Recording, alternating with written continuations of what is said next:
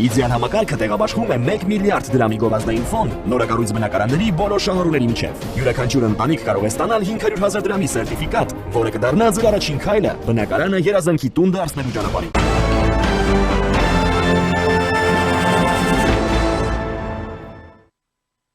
Իրանը եւ Իսրայելը շարունակում են փոխադարձօդային հարվածները միմյանց տարածքների վրա։ Երեկ Իրանում Մոջթաբա Խամենեի որպես նոր գերագույն առաջնորդ նշանակման առթիվ փողոցային տոնակատարությունների ֆոնին Իսրայելի ռազմաօդային ուժերը ավիահարվածներ են հասցրել Քերմանշահ քաղաքին, իսկ Իրանը Խորամշահր կասետային մարզագլխիկների բալիստիկ հրթիռներով հարվածներ է հասցրել Իսրայելում գտնվող թիրախների վրա։ Երեկ հայտնի է դարձել նաև, որ Թուրքիան 6 F-16 կործանիչ եւ հոբ համակարգեր է տեղակայել հյուսիսային Կիպրոսում Իրանի հետ պատերազմի պայմաններում թուրք բնակչության անվտանգությունը բարձրացնելու համար։ Այս մասին հայտարարել է այդ երկրի պաշտպանության նախարարությունը։ Գերատեսչությունը հավելել է, որ անհրաժեշտության դեպքում Անկարան կձեռնարկի լրացուցիչ միջոցներ։ Նշենք, որ եվրոպական տերությունները վերջին օրերին ուժեղացրել են իրենց ռազմական ներկայությունը կղզում, քանի որ անցյալ շաբաթ ենթադրաբար իրանական անօդաչու թռչող սարքը, որը անվտանգության պաշտոնյաների կարծիքով արձակել է Լիբանանում Իրանի դաշնակից Հեզբոլլան, հարվածել է Կիպրոսում գտնվող բրիտանական ավիաբազային։ Բացի այդ, անցյալ շաբաթ ՆԱՏՕ-ի համակարգերը որսացել էին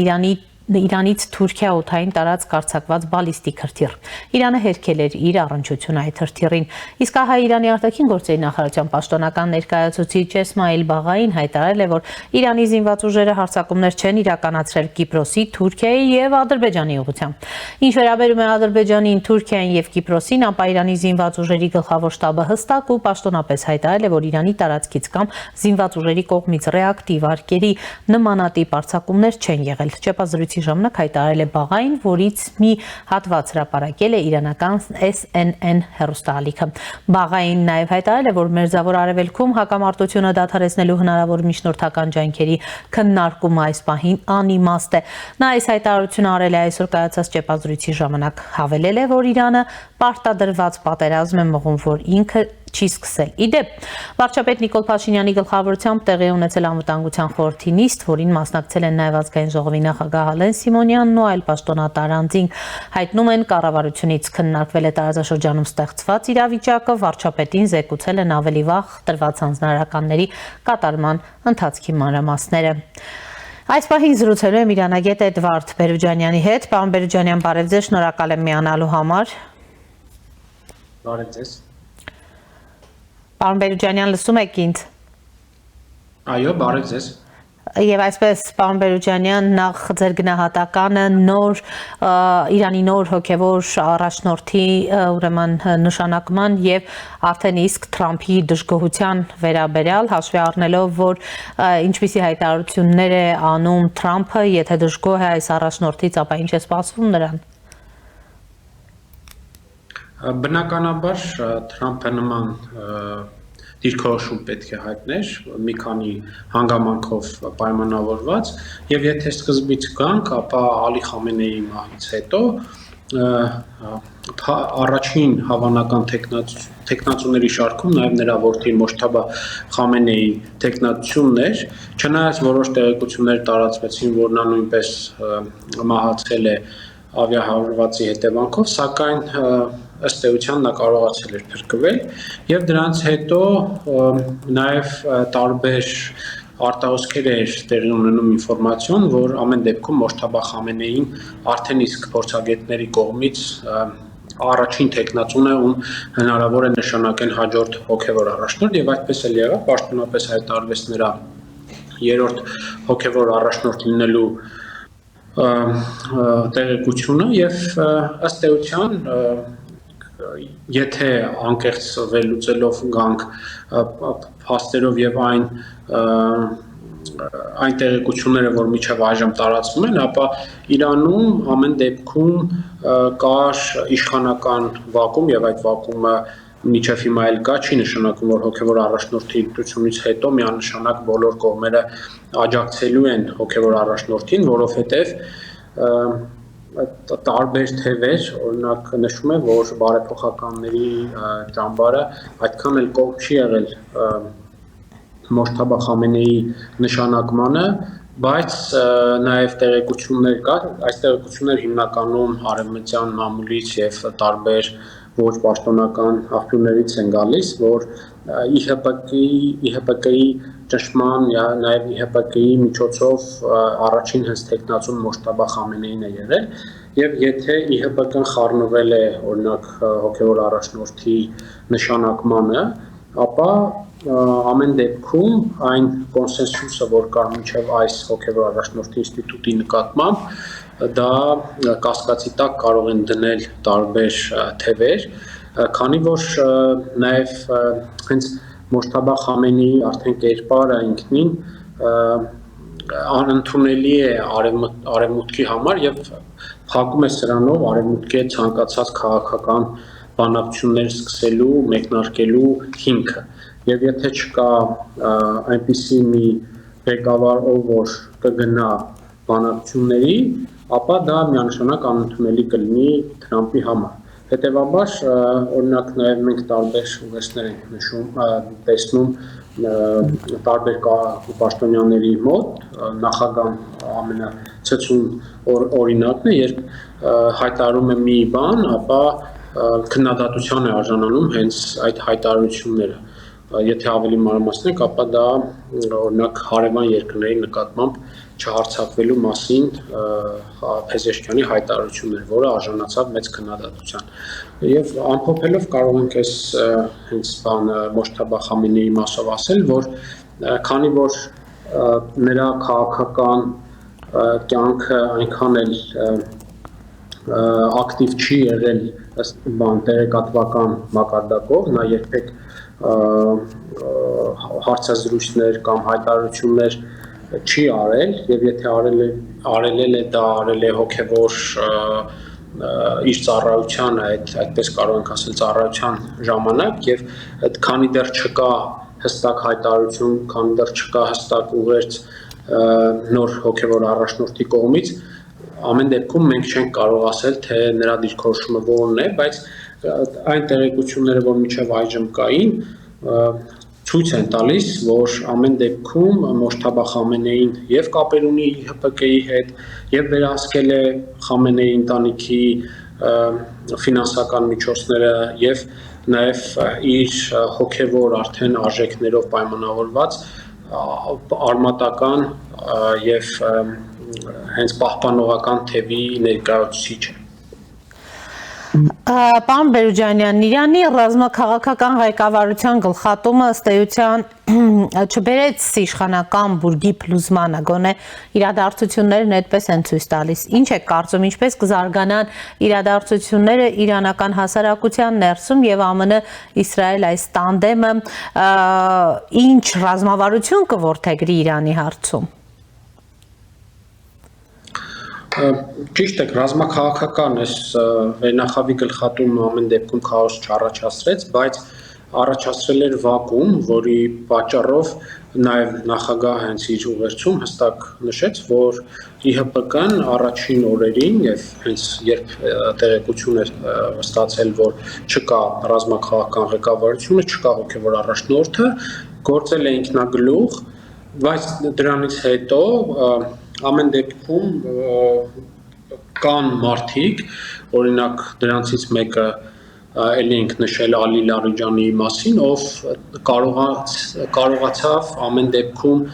ակտիվություն ցուցաբերել եւ լինելով հոգեվոր առաջնորդի, այսինքն նախկին հոգեվոր առաջնորդի ներկայացուցիչը եւ նաեւ տարբեր լիազորություններ էին մեծացրել նրա համար, նա կարողացավ կապ ունենալով ԻՀՊԿ-ի հետ եւ կապ ունենալով քաղաքական վերնախավի հետ, կարողացավ ամեն դեպքում այդ վակուումը ինչ-որ չափով լրացնել եւ համակարգված գործել, բայց ամեն դեպքում, քանի որ տեղեկատվության պակաս կա եւ վերլուծություն անելու ժամանակ նաեւ պնդումներ չեն կարող անել, որովհետեւ կիսատ տեղեկություն է եւ ըստ էության ընդհանուր պատկերը շատ դժվար է հասկանալ, բայց առաջին օրերի համեմատ ԻՀՊԿ-ն ավելի համակարգված է գործում եւ ենթարկվում է հրամաններին, օրինակ առաջին օրերին մենք տեսնում ենք, որ քաղաքացիական ենթակառուցվածքների էին հարվածում հարևան երկրների եւ չկար հստակ պլան նրա ԻՀՊԿ-ի գործողությունների զգացվում էր, որ նրանք ուղղակի լոկալ հրամանատարները կոնկրետ հրամաններ էին տալիս եւ գործողություն էին անում եւ չկար ընդհանուր համակարգված գործողություն, քանի որ ըստ ամենայնի չկար ռազմական այս վերնախավը։ Բայց քանի որ Իրան ունի այս առումով մեծ ռեսուրսներ,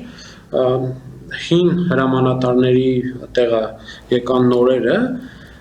եւ ամեն դեպքում չնայած շատ մեծ ռեսուրսներ վատնելով եւ ծանր վիճակում գտնվելով ամեն դեպքում Իրանը կարողանում է շարունակել պատերազմը եւ նույնիսկ արդեն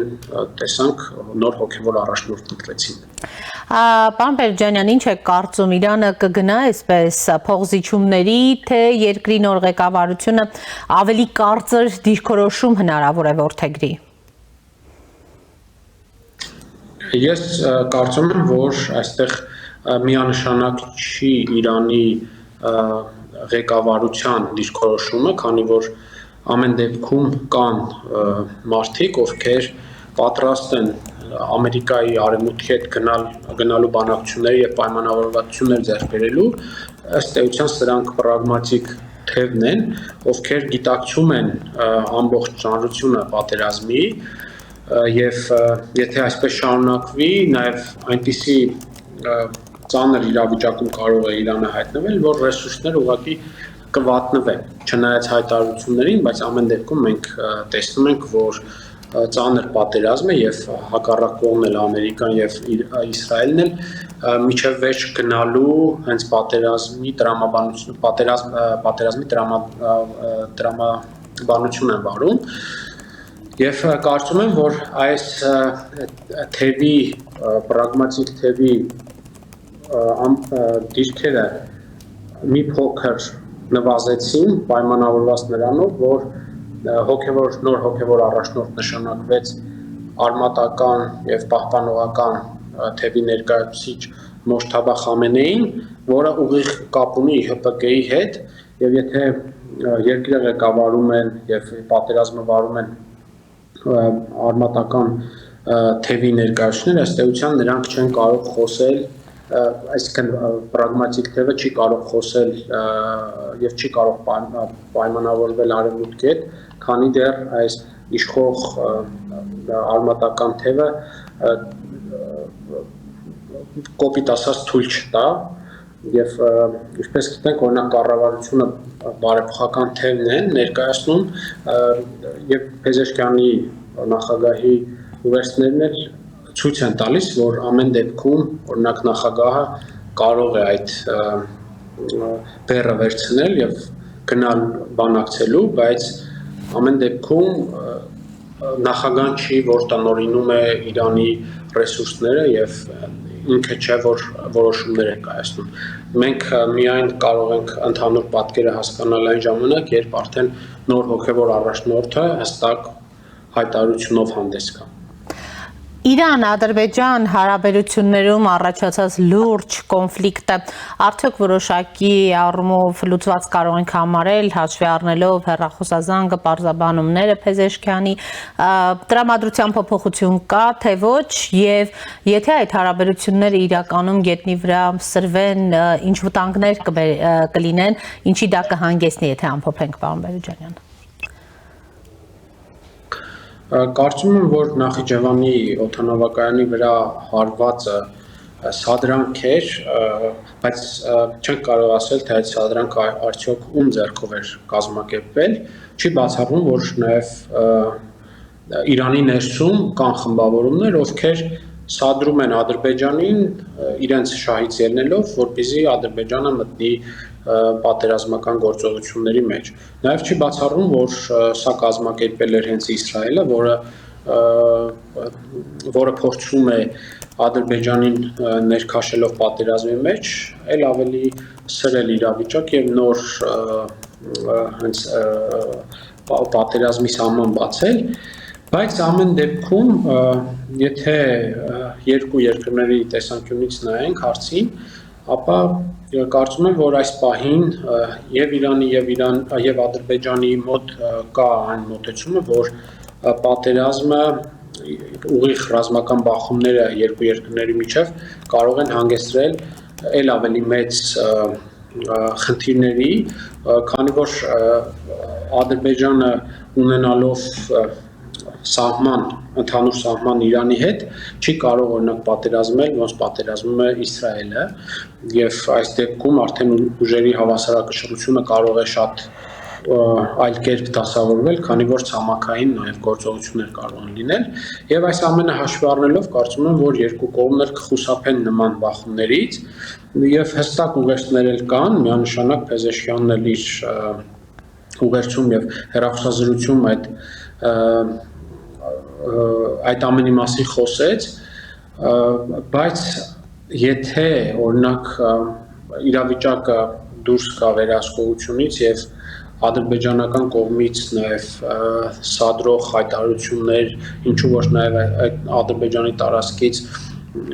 թեկուզ չնչին գործողություններ լինի Իրանի դեմ, Իրանը կարծում եմ, որ հենց